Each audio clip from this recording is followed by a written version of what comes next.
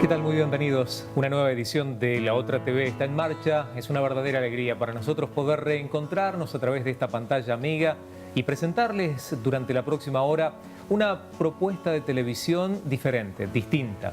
Queremos indudablemente mostrar que hay otra televisión, que se puede hacer otra televisión, que se puede ver otra televisión. Y durante este espacio, con nuestros invitados y con los temas que vamos a abordar, realmente lo vamos a hacer realidad. Los invitamos a todos ustedes a visitarnos en Facebook. Tenemos nuestra fanpage, La Otra TV. Allí encuentran comentarios, por supuesto nos pueden dejar los suyos. Están muchas de las fotografías de nuestros invitados, muchos de los programas que ya hemos emitido también los vamos subiendo para que ustedes puedan volver a verlos. Los invitamos para que visiten nuestra fanpage y de paso le ponen me gusta sumándose como amigos a través de esta red social. Y a propósito de amigos, el programa de hoy lo abrimos con a quien ya consideramos de hecho un amigo. Francisco Pedro Samuel, más conocido, Manuel, más conocido como Pancho. ¿Cómo estás, Pancho? Si no la llamaban a mi mamá a cocinar, me seguían poniendo nombres. Sí, bien, gracias a Dios. Bueno, a mí me da mucha alegría venir. Me siento como en casa, me siento muy bien. Realmente, para mí, poder conversar, compartir cosas de lo que ha sucedido en mi vida, mi experiencia, todo ese tipo de cosas, me parece lindo porque los que somos veteranos es como que nos gusta que nos escuchen también. Claro. Le contamos a los más jóvenes, a los que quizás les gusta el fútbol, pero bueno, se han iniciado hace, no sé, 10, 15 años en este deporte, 20. Pancho es una gloria del fútbol. Ha sido referente en la selección argentina, en Independiente, en Boca. Es el jugador que más Copas Libertadores ha ganado. No hay otro que te haya alcanzado hasta el momento. Hasta ahora no. ¿Quién viene detrás tuyo, Pancho? No sé. Uno que nos juega y es compañero íntimo, amigo mío, Ricardo Elvio Pavoni, el Chivo Pavoni de Independiente, también por supuesto es un exjugador, tiene 5 Copas Libertadores de América y todas con el mismo club, es un récord. Claro. Pero después, vos con Independiente tenés 4. Yo tengo 4 con Independiente y 2 con Boca. Y a propósito de Copa Libertadores, Pancho, quería preguntarte, ¿te animás con algún pronóstico en base a lo que es la edición de este año? ¿Ya hay algunos que se perfilan como posibles candidatos? Y hay algunos que se perfilan, pero es muy difícil vaticinar o predecir quién puede ser o quién puede llegar a las instancias finales. Hay equipos que son equipos peligrosos. Y lo más importante y lo más difícil es la clasificación, aunque pareciera que están los más débiles. Porque los grandes equipos, a partir que empieza la zona clasificatoria, se vuelven peligrosos cuando es ida y vuelta. Claro, Boca, por ejemplo, es un equipo muy peligroso. Digamos, River el año pasado tuvo una fortuna muy grande, como San Lorenzo en el año anterior, que se clasificó milagrosamente, casi milagrosamente. Y después el mérito lo hizo en el 1-1. Y después lo hizo en el 1-1 y salió campeón. Hizo una gran campaña. Entonces, yo creo que hay muy buenos equipos y que es difícil, porque la Copa es difícil. Y tan difícil que es que los que participan en la Copa, los que quisieran participar, siempre expresan de que la Copa Libertadores de América quizás es mucho más importante que la Copa Intercontinental. Quería preguntarte justamente eso, ¿no? Porque la Copa Libertadores te da el acceso a lo que hoy es el Mundial de Clubes. Mundial de Clubes. Antes era la Copa Intercontinental. Hasta hace unos años atrás era la Copa Intercontinental que se jugaba en Japón. Antes se jugaba ida y vuelta. Claro. Y bueno, la ganaste también. A mí me tocó jugar. En medio de tantas cosas que ganaste, ¿alguna Intercontinental te ganaste también? Sí, 2 gané. Una con Independiente y otra con Boca. ¿A quiénes le ganaste? Bueno, nosotros con Independiente la primera Intercontinental la ganamos a la Juventus. O sea, yo sé que esto que yo te cuento a la audiencia quizás le gusta, al que le gusta el deporte, le gusta el fútbol. Historia viva del fútbol. Historia viva del fútbol. Bueno, nosotros, en la época que me tocó, en la década del 70, los clubes europeos no querían venir a jugar a Buenos Aires la Copa Intercontinental, porque decían que era un país inseguro y por distintas razones, digamos, no querían venir. Entonces tenía que hacer toda una negociación y nosotros jugamos con la Juventus, el que ganamos, en un solo partido y lo jugamos en Italia. O sea, la verdad, le dimos todo a favor de ellos, jugamos en el Estadio Olímpico de Roma, jugamos allá en un solo partido y lo ganamos 1-0 con un gol inolvidable de Bocchini, que hicieron una jugada con Bertoni increíble. Y después con Boca me tocó jugar también con un equipo alemán que jugamos acá en la cancha de Boca y de visitante en Alemania. Bueno, fue la primera Intercontinental que Boca ganó. Y después ya nos empezó a jugar más de esa manera, sino ya se empezó a jugar en Japón. Y como decías, en un solo partido la Copa todavía Intercontinental. Hoy ya es el Mundial de Clubes, que hay 3 fases, me parece, porque primero se tienen que eliminar entre un equipo africano y después con los centroamericanos y americanos. Sí, después se agrega el campeón europeo y el de la Copa Libertadores. Y ahí juegan la final. Pero así todo, lo que quería decirte que es apasionante la Copa Libertadores de América. Y los que muchos creen que hay que jugarla de una determinada manera, a mí me pienso, cuando opina, especialmente el periodismo, opinan, o el hincha, opina, que dice que hay que jugar bien para ganar la Copa Libertadores de América. Y yo creo que los equipos que han ganado la Copa Libertadores de América han sido equipos que han tenido defensas muy fuertes. Mirá qué detalle. Las defensas fuertes te ayudan a ganar, por ejemplo, este tipo de torneos. Sí, sí, sí. Bueno, River cuando ganó el último se afirmó bien en defensa. Estudiante de La Plata ha batido el récord. Yo, ya hablando del fútbol, digamos, me ha tocado con Boca Juniors. En el 9º partido no hicieron el primer gol. No es cosa menor, ¿no? No, era récord. Estudiantes de La Plata, cuando salió campeón hace 4 o 5 años, creo que estaba Sabela de director técnico. Sí. Creo que rompieron nuestro récord por 10 minutos. O sea, y salió campeón. Claro. Pero a Bausa hace poco lo han criticado muchísimo porque dice que era un equipo defensivo. Pero para jugar en la Copa uno no se puede regalar tanto porque jugás en terrenos difíciles, especialmente cuando jugás de visitante. Claro. Son difíciles los partidos. Jugás contra una nación. Totalmente. Me voy a levantar un cachito para agarrar esta amiga, a quien un periodista deportivo llamado Quique Wolf le llama la caprichosa. La caprichosa. ¿Coincidís con esa expresión? Caprichosa. ¿Es caprichosa? Claro, sí. ¿Por qué es tan caprichosa esta? Y qué sé yo, porque hace lo que quiera, a veces entra y a veces no entra. Pero ahí no hay virtud o mérito del que patea. Sí, hay mérito, hay mérito. Pero viste, en el fútbol hay tantos imponderables, hay tantas cosas. Digamos, a veces cuando vos tenés una racha favorable, qué sé yo, con el arco cerrado la tirás de cualquier lado y la caprichosa entra. Claro. Y cuando tenés todo al revés, con el arco libre la caprichosa no quiere entrar. Un delantero que durante muchos años hizo muchísimos goles, algunos de ellos insólitos, fue Martín Palermo. Claro. La pelota le pegaba en cualquier lado y entraba. Y en una oportunidad jugando para la selección estuvo frente al arco pateando 3 penales y los erró. Sí, claro, es lo que yo te digo. Es increíble. Bueno, Martín Palermo ha sido un jugador, para mí, uno de los máximos delanteros que me ha tocado ver. Fue muy criticado especialmente no por la parcialidad de Boca, pero ha hecho nada más, apenas más de 200 goles. Apenas. Sí.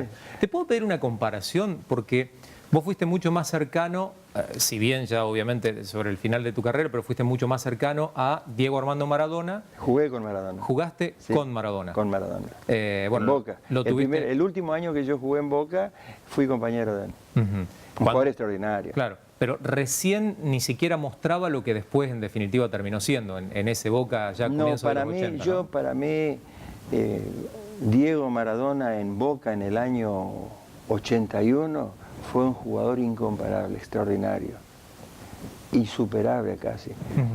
O sea, imagínate que tuve un año de compañero de él. Claro. Diego era un hombre que asombraba todos los entrenamientos.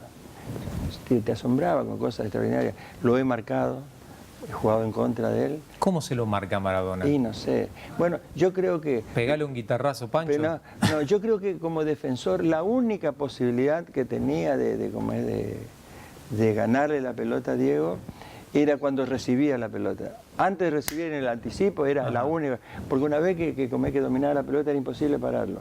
Vos, qué sé yo, no sé, tenía un jugador, te digo, me da gusto hablar de él, porque fue un jugador. Messi también es un jugador extraordinario. Bueno, ahora te voy a pedir una comparación, ¿no? Porque a uno lo marcaste, a otro lo ves por televisión. Y ahora lo veo, sí, lo fui a ver cuando debutó en la cancha de River, en un partido. Diego, vos te inclinabas para este lado, salía para el otro. Te inclinabas para acá, salía para acá. Por ejemplo, cuando iba a tirar un centro, qué sé yo, levantabas el pie para que te pegue la pelota, te lo tiraba arriba. Levantaba más arriba, te lo tiraba más arriba. Y si levantaba más arriba, te lo tiraba para, qué sé yo, una cosa que era empezado. Yo creo que era un jugador que cuando metía una pelota adivinaba la velocidad del contrario, la velocidad del compañero, el sol, el viento, qué sé yo, el flash de un periodista, tan perfecto te ponía la pelota que era para definir. Él ha sacado goleadores a muchos tipos que después no fueron jugadores extraordinarios. Para mí, como jugador... Es un detalle eso que decís, ¿no? El hecho de que vos con tu buen juego hagas lucir o hagas que otro convierta goles y se convierta en estrella, ¿no? Créeme, yo no jugué tantos partidos en Boca porque ya fue mi último año, pero jugué con él. Y salí campeón también ahí. Diego te daba la sensación cuando jugaba que jugaba con 4 o 5 de más. Mirá vos. Te digo. ¿Te pasó de haber visto algún otro jugador de Maradona que tuviera esa condición? No. Bueno, yo hace poco estuve hablando acerca de Johan Cruyff, que fue un jugador extraordinario también del Ajax. Pero yo creo que los jugadores, en esto me baso, jugadores como Pelé, al que lo vi jugar, Maradona y Messi, son los únicos 3 jugadores que tienen una convocatoria que dejan gente afuera. Bueno, eso marca la diferencia con el resto. Claro. Johan Cruyff no dejaba gente afuera y ha sido un jugador extraordinario.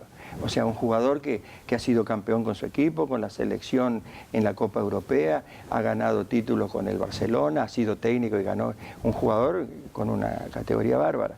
Pero para mí, los 3 jugadores incomparables son esos que te nombré. Pelé, Maradona y Messi. No puede ser uno mejor que el otro. Yo quisiera tenerlos los 3. Está bien la actitud que muchas veces asumimos los argentinos, que sea uno o Maradona o Messi. ¿No pueden ser los dos?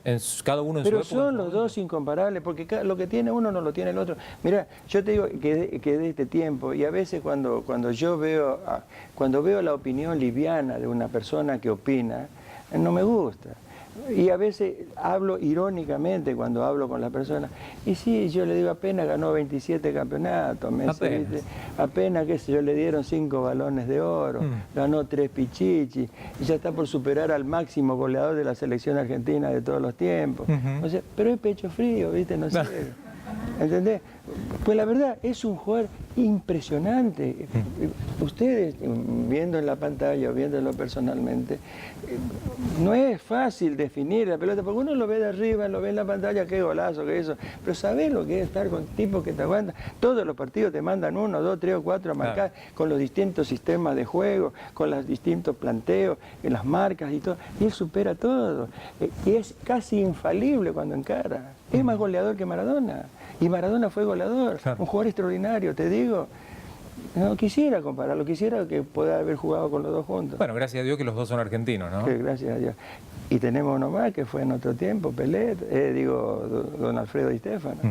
Bueno, no quisiera, obviamente no sé si ponerlo dentro de la misma categoría, pero a Bocchini lo podemos sumar dentro del grupo de los selectos o los exquisitos con la pelota. Sí, bueno, pero como yo te digo, para mí en ese escalón, después de ese escalón vienen todos. Claro. El que vos elijas. Yo jugué con el Bocha. Bocchini jugó 19 años en la primera Independiente y salió campeón conmigo, digamos, yo salí campeón como compañero de él. O sea, fue también un jugador extraordinario, pero estos marcaron otra cosa. Estos marcaron otra cosa. Aparte, si bien dicen que Messi juega solamente en el Barcelona, y juega en el Barcelona porque Barcelona es un equipo poderoso y lo mantiene. Claro. En aquella época Pelé era patrimonio nacional, no podía salir de Brasil, siempre jugó en el Santos, hasta que se terminó y después creo que terminó su carrera en Estados Unidos. Pero como es Maradona también jugó en el Barcelona, que esas son las comparaciones y las discusiones, y no ganó lo que ganó Messi en el Barcelona, ¿entendés? Maradona no ganó tantos campeonatos. No ganó, pero lo que hacía dentro de la cancha... Claro, pero el campeonato que ganó capaz que vale por todo. O sea, metió a medio equipo y hizo un gol y fue un jugador descomunal. Pero siempre las comparaciones están, y para uno el otro es mejor, pero a mí me gusta valorar al que tiene valores.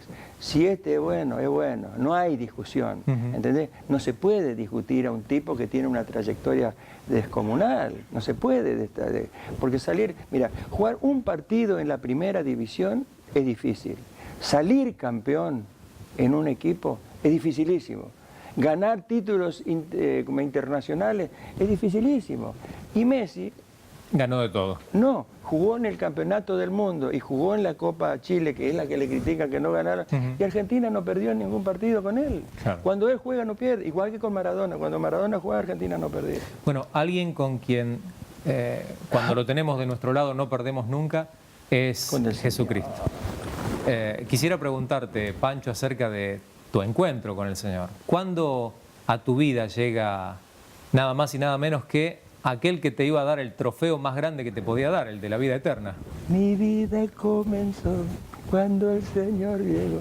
Mira, en el verano del 87, yo estaba trabajando en el interior del país, en Misiones, y vinimos a Corrientes y le hicieron un estudio a mi señora, y ese estudio fue, la verdad, fue tremendo, como que si hubiera caído una bomba atómica en mi familia. Le detectaron un cáncer a mi señora y vinimos a Buenos Aires. Y yo estando en el fondo de mi casa, yo no conocía a Dios, la verdad. Dios para mí era alguien que sabía que yo, conté en una oportunidad que me parece como que yo no le podía engañar, pero no tenía el conocimiento de cómo y quién era. Cómo la relación, la intimidad con él. Claro, no sabía nada. Y en el fondo de mi casa, lo que han hecho tantos, cuando ella estaba en casa se estaba haciendo el tratamiento y todo, y le digo yo que, bueno, que si verdaderamente existís, necesito que me ayudes. Yo soy una persona buena. Pues yo pensaba que ser bueno era, qué sé yo, no hacer cosas malas. Colaborar con la familia, pagar mis cuentas, no estafar a nadie y ya estaba listo. Claro. Pero hay otra cantidad de cosas que uno no tiene en cuenta. Bueno, y en ese momento, a partir de ese momento, yo me acuerdo que me quebré ahí en el fondo de mi casa. Y bueno, y nada pasó. Mi señora empezó a mejorar, se hizo tratamientos, todo, la operaron, se hizo tratamientos, y ella empezó a mejorar. Y ella empezó a conocer algo que yo no conocía. Y ese algo que yo no conocía, despacito, me fue atrayendo. Y cuando yo te conté en otro programa acá que me fui a la cancha de Vélez y que las alabanzas y que todo ese tipo de cosas me gustaron.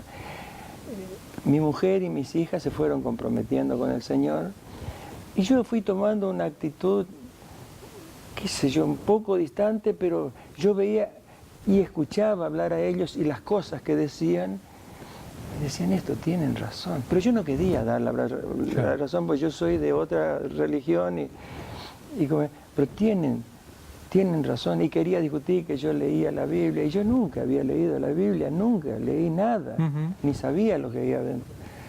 Entonces, después de un campeonato que se hizo en Chile, nosotros fuimos antes se jugaba esos campeonatos, bueno, eran unos campeonatos que se hacían de fútbol 5, iba Boca, River, jugaba el Colo-Colo y la Universidad de Chile. Bueno, y cuando me voy allá, fue organizado por un grupo cristiano, había algunos argentinos, y contaron unos testimonios, ¿viste? Y es como que me iba tocando, pero ya, del momento que mi señora se operó ya habían pasado 2 o 3 años de esto. Bueno, pero Dios de todas maneras se la iba arreglando como sí, para... Bueno, me iba. La cuestión es que yo vengo a casa y le digo a mi señora, están por todas partes, le digo. ¿Por qué? Me dice ella.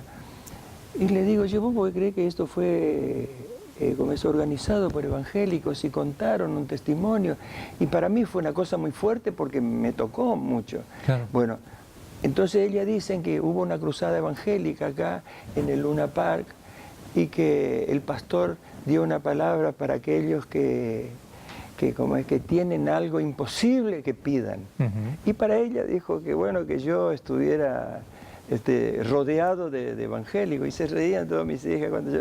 Bueno, y a partir de ese momento, un poquito más adelante, al poquito tiempo, fue lo que sucedió de Vélez Sarsfield, de la cruzada. Y bueno, después de eso es como que ya tuve que levantar los brazos y me rindo. Claro. Pero una cosa te quiero decir. Decime, Pancho. Una cosa te quiero decir. Y se lo quiero decir al que puede estar escuchando este programa. Mira, esa cámara es tuya. Yo te conté a través de todo este tiempo las anécdotas de las cosas que he hecho. Yo fui un hombre bendecido por Dios, fui un hombre de suerte, si querés decir. He conseguido lo que casi nadie consiguió. Pero sin embargo, en el momento más difícil de mi vida, tuve que levantar los ojos ahí y pedir ayuda a alguien desconocido, al invisible. Realmente a veces cuando yo recuerdo esa situación, medio como que me quiero quebrar, pero de alegría. Y a partir de ese momento yo decía de que lo tenía todo, porque al fin y al cabo no era yo el que estaba enfermo.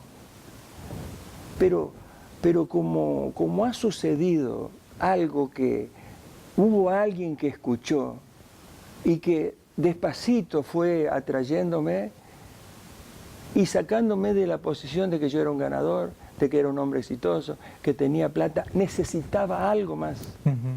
Bueno, ese algo más era tenerlo a Cristo en el corazón. Lo que complementaba todo. Eso. Bueno, entonces yo fui conociendo la palabra, y a través de haber conocido, hay un versículo favorito mío. A ver, ¿cuál es? Que dice que clama a mí y yo... Pero dice antes, dice, estando yo en la cárcel, Dios me habló por segunda vez. Y quién sabe cuántas veces, porque no es necesario estar preso, sino en la cárcel del desconocimiento, de la ignorancia, de la bronca, de la amargura.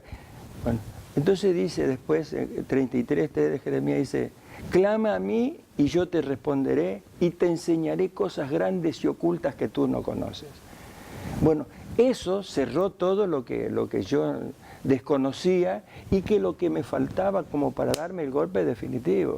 Y ahí entonces empecé a conocer que la palabra que dice que por cuanto todos pecaron estaban destituidos de la gloria de Dios, que no hubo un santo, que bueno, que sí, ahí ese Dios lejano, distante o desconocido se hizo alguien presente y real en tu vida, ¿no? Se hizo presente y real. Y te digo, y a partir de ese momento, más o menos, de esto te estoy hablando, que fue en el 87, en el verano del 87, que hice esta oración, pero que después, a partir del 93, me fui afirmando. Y te digo, para mí, primero Dios, después mi familia, después mi trabajo, después la iglesia, después todo, pero primero Dios. Dios ha puesto las cosas en su lugar. Para mí, la escala de valores que yo tenía la ha cambiado totalmente. Por eso te digo yo, en esta escala de valores, en este conocimiento de la palabra, yo creo que como es que me he afirmado, mi familia y yo vamos a servir a Dios. Casi la mayoría de la familia estamos sirviendo, pero tengo un par de rebeldes que conocen la palabra y pero yo sé que Dios es fiel en cumplir su promesa. Así como el Señor te fue cerrando los caminos hasta el momento en donde vos tuviste que, obviamente, rendirte ante Él, el propósito de Él se cumple y sucederá en tu vida y sucederá en la vida de nuestros televidentes, por los que seguramente muchos de sus familiares estarán orando. ¿Cuántos quizás del otro lado, quizás sin saberlo, sin darse cuenta, son los destinatarios de las oraciones intercesoras de muchas madres o de muchos padres que claman a Dios pidiendo para que justamente ellos puedan tener ese encuentro personal con Cristo y experimentar lo mismo que te pasó a vos? Y eso es maravilloso, saber que del otro lado, vos que estás ahí, hay alguien que ora por tu vida. Y esa oración y esa transformación llenó de alegría tu vida, Pancho. Claro, y esa alegría... Claro. Y yo también quiero, a veces, viste que uno cuando está en el primer amor, que quiere compartir con todo. ¿Con quién quiere compartir? Vos tenés una alegría, que sé yo, encontré, no sé, o me llamaron de un lugar, me ofrecieron trabajo, y yo, capaz que hay otros que no quieren compartir esa alegría. Pero yo le quiero hablar al televidente y le quiero decir, pues yo sé que atrás de la pantalla hay muchos que o se alejaron, o estaban resentidos, o capaz que le ha pasado cosas que no viene al caso, o aquellos que nunca escucharon un mensaje, que decirle que no es necesario, Dios no hace acepción de personas, ni los triunfadores ni los derrotados, son todos para ellos las almas, y que Dios, así como hizo un cambio en mi vida, un cambio en mi familia, también lo puede hacer si es que abren su corazón y escuchan con atención. Porque dice la palabra de Dios tiene que ser escuchada con atención. Aquellos que guardan mi palabra, que guardan mis mandamientos, va a haber un cambio en su vida. Indudablemente, el que te aconseja, el que te enseña, es sabio. Tiene sabiduría que es mucho más elevada que la nuestra. Y que las cosas cambian, las vidas cambian, las familias cambian y todo. Nada más que hay que darle una oportunidad a Dios. Pancho. Y que no espere estar hasta allá abajo para pedirle ayuda a Dios, como yo estuve allá en el fondo para pedirle ayuda. Para celebrar ese cambio te propongo algo. Cerrar este bloque y tu participación con una canción bien alegre. Veo que está ahí tu amiga la guitarra y te invito para que podamos despedirnos con un tema con el que se puede expresar esa alegría que implica la salvación de Dios sobre vos. A ver si me acuerdo.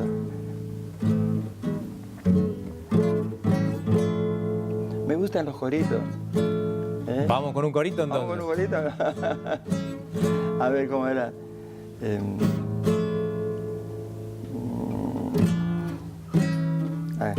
El hombre de Galilea va pasando, va. El hombre de Galilea va pasando, va. El hombre de Galilea va pasando, va. El hombre de Galilea va pasando, va. Déjalo que te toque, déjalo que te toque, déjalo que te toque y recibe su bendición. Déjalo que él te toque, déjalo que él te toque, déjalo que él te toque y recibe su bendición. Ese hombre de Galilea también quiere tocar tu vida. Esto es La Otra TV. Muchísimas gracias, Pancho, por acompañarnos. Tenemos mucho más para compartir. No se muevan.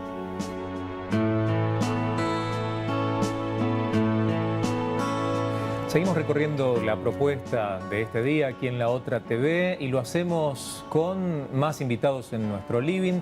Nos acompaña el comisario retirado, el doctor porque es abogado, ¿no? Luis Vicat. ¿Cómo le va, Luis? Bienvenido. Un gusto, como siempre, acompañarlos. Muchísimas gracias por estar. Vamos a charlar un poquitito acerca de este mundo tan inseguro en el que vivimos, esta realidad tan insegura con la que nos topamos cada vez que nos levantamos y aún mientras estamos durmiendo, pero sobre todo charlar acerca de la forma en la que podemos prevenir esa inseguridad. Luis, usted es autor de un libro llamado, un manual más que un libro, ¿no? Autopreservación urbana, cómo sobrevivir en la ciudad. Exacto. La idea justamente fue esta. De nada nos sirve el reality morboso y diario del noticiero, en donde lo único que se hace es pasar delitos cuando sucedieron. Claro. La idea era explorar lo que no está, de alguna manera, publicado en forma metódica, que es todos los tips de discreción, precaución y prevención que tiene que tomar alguien, sobre todo al vivir en una gran ciudad, ¿no? Ahora también en las pequeñas localidades se empezaron a ver cosas que antes, 5, 10, 15 años atrás, no eran ni siquiera imaginables, ¿no? El delito muta y migra, y sobre todo migra a las pequeñas ciudades donde justamente yo a veces cuando doy charlas, conferencias para municipalidades del interior, digo, ustedes tienen una gran ventaja. Lo mismo que en Uruguay, por ejemplo. Uruguay tiene el escenario de Buenos Aires. Lo que pasa en Buenos Aires replica en Uruguay meses después. Claro. Lo que pasa en una macro ciudad como Buenos Aires replica en ciudades del interior meses después.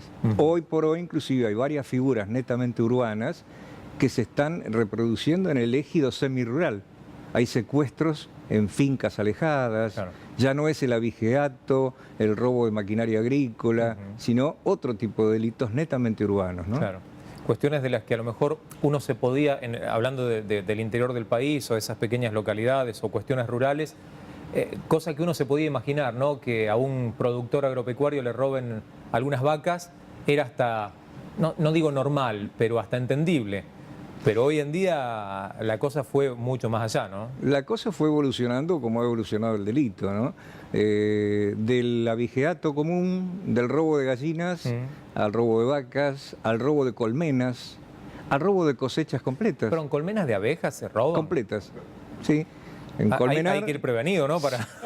hay que ir con todo el equipamiento. Sí, claro. Y ha habido el robo de silos, por ejemplo, con toda la cosecha, y de repente el silo no está más. Y ha habido algunos casos interesantes en donde se cosechó el campo 2 días antes que el dueño lo hiciera. Le cosecharon un campo. Le cosecharon un campo de 300 hectáreas, sembrado con soja, entre sábado y domingo. El lunes, cuando llegó el verdadero dueño con todas sus maquinarias, tenía el campo prolijamente cosechado. Y un tremendo dolor de cabeza. Sí, ha habido robo de maquinarias rurales, por ejemplo. Sucedió en la provincia de Buenos Aires. Las maquinarias rurales no son rápidas, son realmente armazones gigantescos que uno ve de gran tamaño y se mueve muy lento. Cosechadoras. Bien, en la provincia de La Pampa se robó una cosechadora y fue interceptada en Córdoba. O sea, iba por la ruta, había viajado varios días y lo habían robado, justamente. Todas esas figuras se van replicando, por eso es tan importante que la gente comience a tener noción de que tiene que tener una suerte de aceptación primero de la realidad. Claro. El fenómeno... pensaba con cuánta impunidad o con cuánta tranquilidad se mueve alguien que le está cosechando un campo al otro. Porque está bien, estamos en el medio del campo, probablemente te vea muy poca gente en comparación de los que te verían en una ciudad, pero asimismo tenés que tener la caradurez de ir a cosechar un campo. Es que lo que pasa es que es como dicen los chinos, ¿no? Si queremos ocultar algo, hagámoslo evidente. Claro. Y no lo vamos a ver. Pasa desapercibido. El principio de observación en seguridad es ese, justamente. Mucha gente mira, muy poca gente ve. Entonces, cuando nosotros nos desplazamos en la vía pública, tenemos que aprender a ver, no solamente mirar. Y a ver, por ejemplo, ¿qué cosas? A ver todo tipo de situación, todo tipo de movimiento que nos pueda llegar a alertar de una situación anómala, potencialmente peligrosa a futuro. Inclusive hay software de televigilancia en la cual los movimientos erráticos o anormales de un ciudadano en una estación de trenes, por ejemplo, inmediatamente detectan una alarma. ¿Qué hace esta persona yendo y viniendo sin rumbo fijo durante 15 minutos? Y mirando para acá y mirando para allá. Nosotros tenemos la posibilidad y tendríamos que tener la costumbre de imaginar varios círculos alrededor nuestro, invisibles, que esas son las zonas de protección. Entonces tenemos una zona de protección social, que es la zona en donde nos vamos a ver, vamos a estar a esta distancia, podemos conversar, pero no hay posibilidad de ataque físico, porque estamos separados. Luego ya tenemos una zona de mayor intimidad que implica el contacto, que es aproximadamente un brazo extendido. Claro. Esta si es la zona... estuviéramos sentados en el mismo sillón, por ejemplo... Exactamente, ahí habría ya una mayor alerta. Y luego cuando se invade la zona de intimidad, que son 15 centímetros alrededor del cuerpo, esto sucede en un tren lleno, en un subte en las horas pico, en algún colectivo. Allí inmediatamente, inconscientemente, la persona desencadena su mecanismo de defensa, porque está incómoda. Una mujer adentro de un ascensor con 20 personas se siente incómoda. No sabe por qué, pero en realidad el contacto demasiado cercano, esto se utiliza mucho en entrenamiento militar. Todos hemos visto alguna película en donde el sargento de Marines de Estados Unidos grita al recluta invadiendo su zona de intimidad para ver cómo reacciona. Si reacciona bien o reacciona mal. Esto es una de los tips con los cuales nos tenemos que aprender a desenvolver. Pero el manual tiene 3 pilares básicos. Prevención, precaución y discreción. La discreción es la parte fundamental de estas 3 columnas. Nosotros como pueblo de raigambre latina somos propensos a comunicarnos y esto en principio está muy bien. El placer de la agradable conversación es uno de los mayores que existen, pero entraña peligros. ¿Por qué? Porque nosotros sin querer transpiramos información, cómo estamos vestidos, el reloj que llevamos. Pensaba en el caso de, muy evidente, ¿no? Pero en el típico turista o alguien del interior que llega a una gran ciudad como Buenos Aires y... La forma de mirar. Va mirando para todos lados. Se avivan enseguida que no sos de ahí. La forma de caminar, Claro. la forma de mirar, la forma de detenerse, la forma de hablar por teléfono celular. O saludar a todos, ¿no? O saludar. Lo llamativo cuando uno viene a una gran ciudad es que no te saluda nadie. Y vos, Bueno, hola, hola, ya te mandaste al frente solo. Yo tengo gente muy amiga, inclusive mi pareja es de una ciudad del interior, en donde todo el mundo se saluda. Y uno entra a un bar y saluda a todos los parroquianos. Claro. Yo al principio no lo hacía, obviamente, y hasta que me explicaron cómo es la costumbre. Y viceversa, Claro. acá tampoco se usa andar saludando cuando uno entra a un restaurante porque la gente no contesta el saludo. Sí, sí. Es ese anonimato de la gran ciudad que se transforma en formas de manejarse. O sea que habría que convertirse en un superagente de inteligencia y estudiar todos los métodos de discreción para no mandarse al frente y prevenir de que por lo menos a uno lo asalten. Claro, eso era antes. Yo lo hice más fácil. A ver. Hice un manual. Ah, claro. Entonces, está hecho para Doña Rosa. Ah. Y, por ejemplo, son 37 capítulos que enseñan cómo protegerse en un cementerio, cómo protegerse en un templo, cómo protegerse, en lugares insólitos. A ver, por ejemplo, en un templo, en una iglesia, ¿cómo...? En un templo. En un templo, en general, el templo es un lugar que en ciertas horas está desierto, prácticamente. No tienen la afluencia de público permanente que sería deseable, ¿no? Claro. Y nosotros entramos en este momento en un templo a las 3 de la tarde y vamos a ver 2 o 3 personas solamente en todas esas gigantescas naves que están allí, solitas. Y de pronto transidas por su fe, por la unción religiosa, están rezando, hay una abstracción, una espiritualidad que crece, Claro. y en ese momento viene el arrebatador y mientras la señora está arrodillada se lleva la cartera. Luego están las limosnas, hay un limosnero, por ejemplo, en donde la gente deposita limosnas. Claro.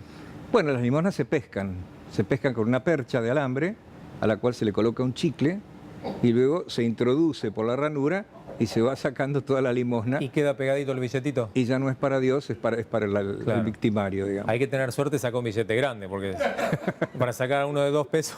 Generalmente van a estar un rato. Claro.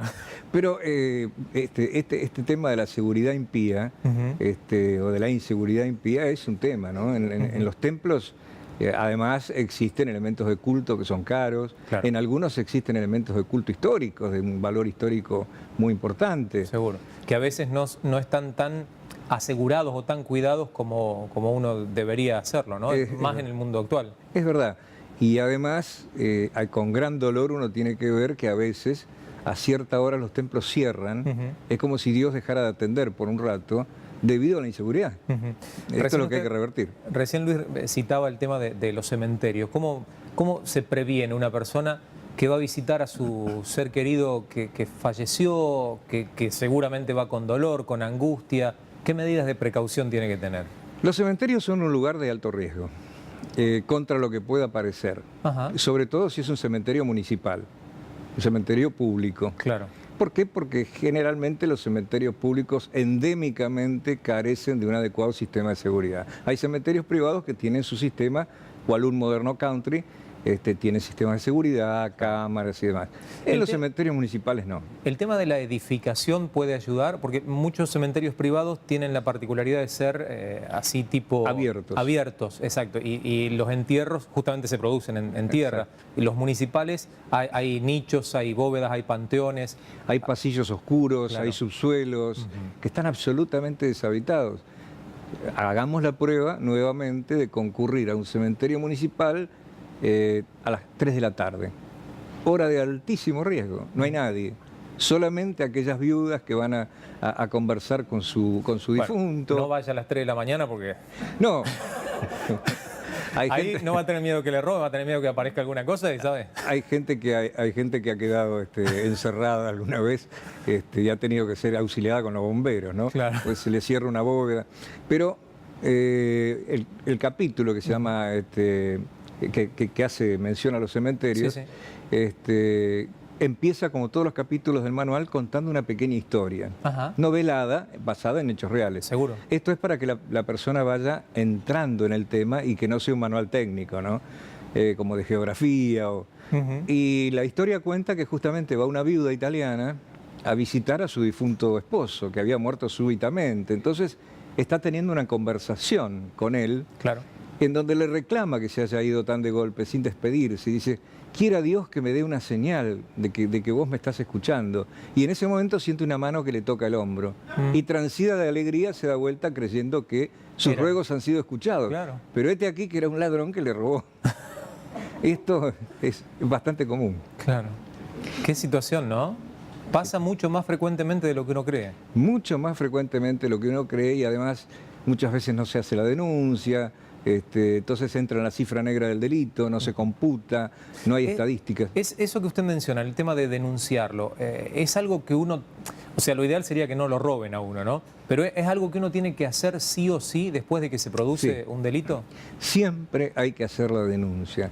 Aunque uno crea que no sirve y que constituye una pérdida de tiempo, hay que hacerla porque la denuncia ayuda a preparar lo que se llama mapas del delito. Ajá. Y entonces ayuda a nivel táctico y estratégico a la fuerza policial a desplegar de diversa manera los móviles, los oficiales que tenga, la forma de patrulla, de acuerdo a las zonas calientes o no. Claro. Esto es muy importante. No se hace muy bien actualmente, pero sí lo hacen ONGs, organizaciones privadas, que hacen un relevamiento del boca a boca, inclusive de lo no denunciado, y tienen un mapa del delito y después se lo ofrecen al Estado. La gente un poco no sé si es la expresión, pero para que se entienda, se acostumbró a, no sé si a que la asalten, pero a vivir en medio de tanta inseguridad, porque antes era bastante raro que, por ejemplo, a uno o a un familiar de uno lo robaran. Y hoy es casi común volver a tu casa y que tu señora te cuente, me sacaron el celular, me robaron la cartera, o a uno mismo que le haya pasado alguna situación de esa. El acostumbramiento al horror. Esto es lo que pasaba en Auschwitz en su momento. Es acostumbramiento al horror diario. Nosotros no deberíamos acostumbrarnos al horror. Y el horror es esto, el horror es de pronto el delito con violencia, el arrebato de la cartera y tirar a la señora a las vías del tren, que suele suceder, o tirarlos del tren directamente para que no se resistan. Sí, o el golpe por el golpe mismo, ¿no? La violencia forma parte ya del hecho delictivo, está íncita en el hecho delictivo. Hace años atrás la violencia se usaba como herramienta, Claro. era para evitar la reacción, entonces se hacía una entradera en una casa, se buscaba al pater familias, al responsable, y se lo golpeaba, porque sí. Este golpe aterrorizaba al resto de la familia y en algunos casos, ante este terror, por ejemplo, los ladrones ya se retiraban con el botín y dicen, cuidado que no descubramos algo más. Y la señora dice, esperen, esperen. Y va y saca la caja fuerte y se las da, debido al terror que despertaba esta reacción. Hoy por hoy, el delito está acompañado de la violencia porque sí. Es una violencia gratuita, casi demoníaca, diría yo, pero forma parte de una cultura delictiva. Si yo delinco, y además forma parte de una agenización de la víctima. Agenización. Claro, la víctima se la cosifica, es una cosa, no es un par, no es un igual la víctima. Entonces el victimario dice, como no es un par, yo lo puedo romper, le puedo pegar, además tiene cosas que yo no puedo tener. Es más, yo sé que le robo la camioneta y tiene una novia muy bonita y yo nunca voy a poder tener esa novia y tampoco la camioneta trabajando. Entonces le robo la camioneta, lo golpeo y violo a la novia como forma de castigo en donde yo canalizo mi frustración a través de la agresión. Si uno tuviera, sobre todo en sus años de experiencia, 30 años en 30 la años. fuerza policial, ¿no? Tuviera que tratar de encontrar alguna vuelta o alguna explicación para tratar de ver por qué la violencia creció en la forma que creció, o esta demonización, esa expresión que usted utilizó, fue aumentando de una manera tan cruel. ¿Hay algo que lo explique? Forma parte de la sinergia del espectro delictivo. Esto es a nivel mundial. El delito ha mutado hacia la violencia. Por ejemplo, en Brasil es muy común que asalten a una persona y luego la maten. Porque desde el punto de vista práctico es muy bueno para el delincuente. No lo va a poder denunciar ni reconocer nunca, porque ya lo mató. Claro. Aquí todavía no se da esta situación, pero se empiezan a ver algunos casos de ese tipo. Y este fenómeno de la violencia es la parte mala que todos llevamos dentro, ¿no? Esa parte del inconsciente que que tiene esas pulsiones malas a veces, y hay gente que por sus propias carencias, la frustración engendra agresión. Entonces, si la persona nace frustrada, en una familia frustrada, con códigos delictivos que de alguna manera son agresivos, agresivos hasta para sí, y hasta para los terceros que forman la familia, de la mano del Paco, de las manos de las drogas. Entonces realmente la violencia se toma como algo normal. El que no lo toma como normal es la víctima, por supuesto. Claro. Ese es el problema. Usted mencionaba, ¿no?, el Paco y las drogas. ¿Cuánto incidió el aumento de la droga en esta locura violenta en la que nos vemos inmersos? El 80%. El 80%. El 80% de los delitos violentos que acaecen hoy día tienen relación directa o indirecta por parte de la víctima o por parte del victimario con la droga. Hay gente que es victimizada en ocasión de ir a comprar droga. Es decir, va con su dinero y no es delincuente, es una buena persona que ha caído en la adicción. Es un enfermo, claro. No es un delincuente. Va a comprar la droga y allí es violentado, hay chicas que son violadas, etcétera, etcétera, en ocasión de ir a comprar. Y luego está el delincuente que se droga para delinquir. Y esto reduce a la nada los frenos inhibitorios, y allí tenemos estas violencias y estas sevicias que a veces son incomprensibles, ¿no? Indudablemente la lucha contra el narcotráfico es algo que tiene que darse sí o sí. ¿Estamos trabajando bien en esa materia? ¿Estamos haciendo bien las cosas o venimos de malo en peor? Ahora estamos empezando a hacer bien las cosas desde hace 60 días. Y basta ver los medios públicos, ¿no? Claro. Se están decomisando y empieza a resquebrajarse todo un gigantesco decorado y empiezan a aparecer concejales, presidentes de consejos deliberantes, funcionarios que transportaban la droga en sus propios vehículos o en vehículos del Estado inclusive. Hubo un caso de una patrulla policial en el norte que volcó y llevaba droga. Claro. El otro día alguien de prefectura fue detenido y por la gendarmería y llevaba droga, por ejemplo. O sea que se está trabajando mucho, va a ser muy, muy difícil reducir el tema del narcotráfico, pero por lo menos se lo va a acotar, se lo va a contener. Que no siga creciendo es un éxito ya. Igual tenemos hipotecadas 3 generaciones, ¿no? Totalmente. Con el tema de la droga. Es algo que nos va a costar mucho revertir, ¿no? Revertir va a costar muchísimo porque nosotros tenemos un contrasentido.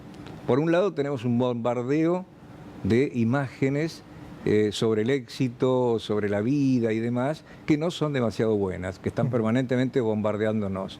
Entonces el malo triunfa, el vivo, el vivillo, los cuentos del tío, todo lo que sea estafatorio. Los funcionarios corruptos se ven como héroes, claro, en algunos sectores, ¿no? Justamente ahí apuntaba, o quería apuntar con mi próxima pregunta. Esto es La Otra TV. Creemos que desde este programa podemos darle otra mirada justamente a la televisión.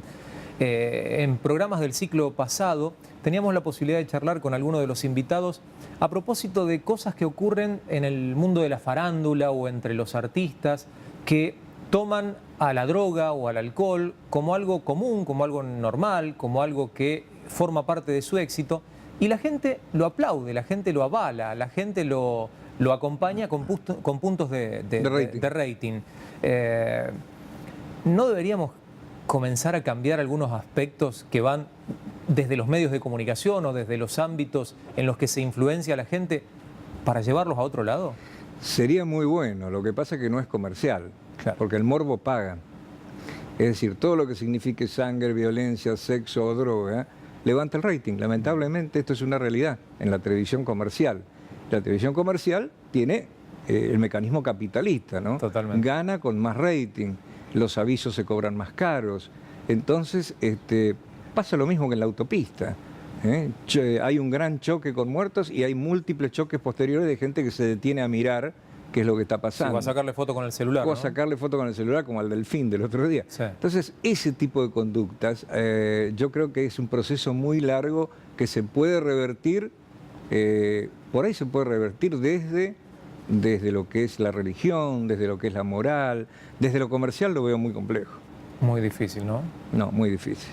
Muy difícil mientras tengamos programas a la noche que ensalzan como Los Gran Hermano, por ejemplo, en donde las luchas intestinas, la codicia, la falsedad se premia. Entonces, en función de eso, es muy difícil. Totalmente. Pensaba en cuánto ayudan o cuánto acompañan o cuánto de cuestión práctica tienen las leyes en cuanto al cumplimiento y en cuanto al rigor con el cual se sanciona a aquel que, bueno, fue pescado justamente cometiendo algún delito, ¿no? Primero hay que pescarlo, pero después es sabido y hasta estamos mal acostumbrados acá en Argentina con la creencia de que entran por una puerta y salen por la otra. Sí, no es tan así. Las leyes, en general, las leyes argentinas no son malas. Por ahí la aplicación de esas leyes por parte del funcionario que le compete no es la ideal.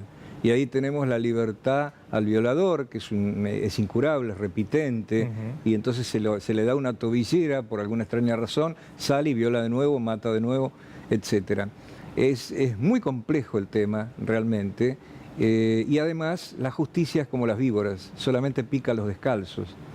Solamente pica a los descalzos. Claro. Si uno tiene un buen abogado penalista, seguramente no va a ser condenado, va a obtener una probation.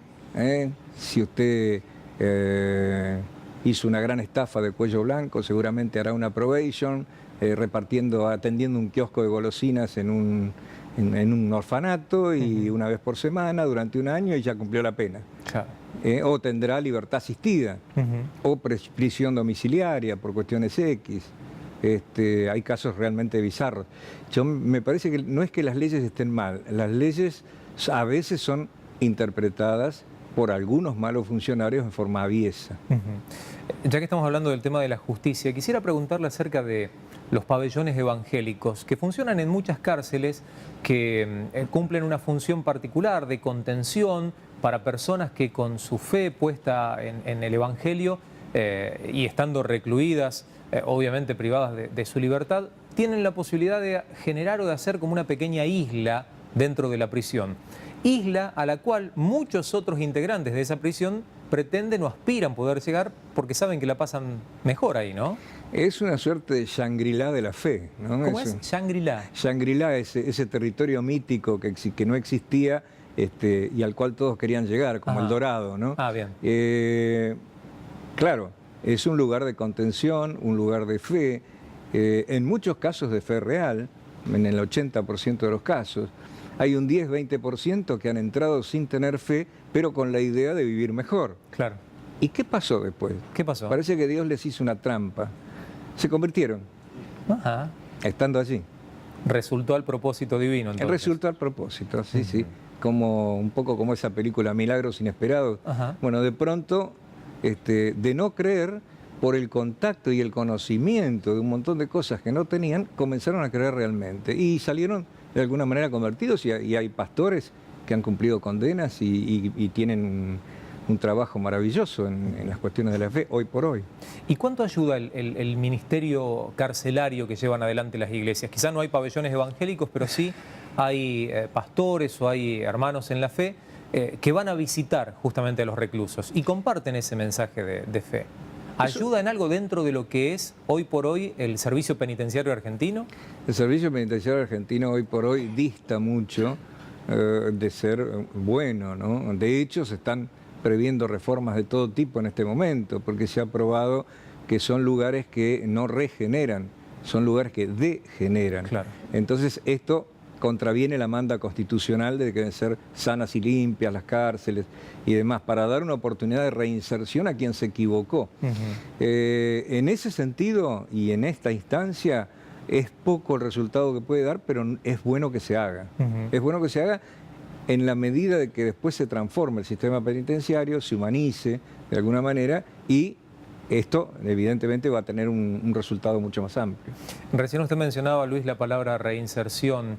Sé que obviamente no tiene los datos estadísticos acá, pero ¿existe algún número como para conocer de una persona que estuvo detenida en un pabellón evangélico y que salió a la libertad y alguien que cumplió su condena y que salió a la libertad en cuanto al nivel de reincidencia que puedan llegar a tener en el delito? Podemos hablar de cifras estimativas, claro, ¿no? Pero si tuviéramos que hablar de porcentajes, la reincidencia de un penado común es alta. En un 70% reincide. Es más, porque sale más delincuente de lo que entró. Claro. Conoce más cosas. Sí. La cárcel le enseñó más el oficio del... La universidad del delito. En el caso de los pabellones evangélicos es inverso. Es decir, es alta la tasa de reinserción social y tiene mucho que ver también la comunidad evangélica, que también abre los brazos y le permite al ex penado, que hoy es pastor, de pronto ejercer su ministerio. Claro. Entonces tiene toda una contención que el penado común no la tiene.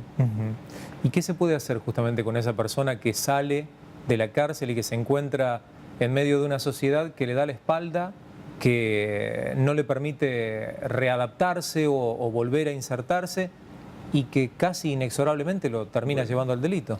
Bueno, la propia sociedad parece que tuviese una especie de tren, de círculo perverso, en el cual una vez que se equivocó, no se le permite la reinserción. Es decir, cuando va a trabajar a una pizzería, cuando va...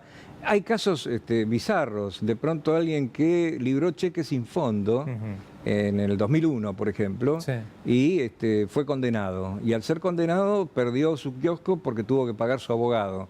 Cumplió condena y por haber cumplido condena no puede sacar un registro para manejar remis, por ejemplo. Claro. No tiene para darle de comer a los hijos y termina delinquiendo con un revólver. En el caso de los pabellones evangélicos, además, esto no se da. ¿Por qué? Porque hay una contención, hay una posibilidad de trabajo y además se cree en la persona. La sociedad en general, la que no está de alguna manera imbuida de cualquier fe, tiende a no creer en la reinserción. Para no cerrar o no terminar con el programa y que el mensaje quizás pueda llegar a sonar como negativo, ¿hay esperanza en Argentina? ¿Hay esperanza en el mundo en medio de la sociedad actual violenta, asaltada, defraudada en la que nos encontramos? ¿Hay una esperanza? Siempre hay esperanza. Siempre hay esperanza, ya lo dicen las Escrituras, ¿no? La esperanza y la fe van de la mano.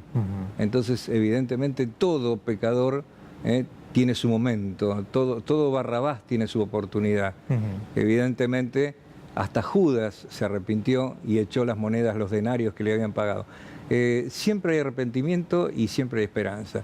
Por lo tanto, me parece interesantísimo la tarea que hacen ustedes y tiene mucho que ver con mejorar la sociedad. Luis, ¿cómo hace la gente para poder adquirir o tener su manual?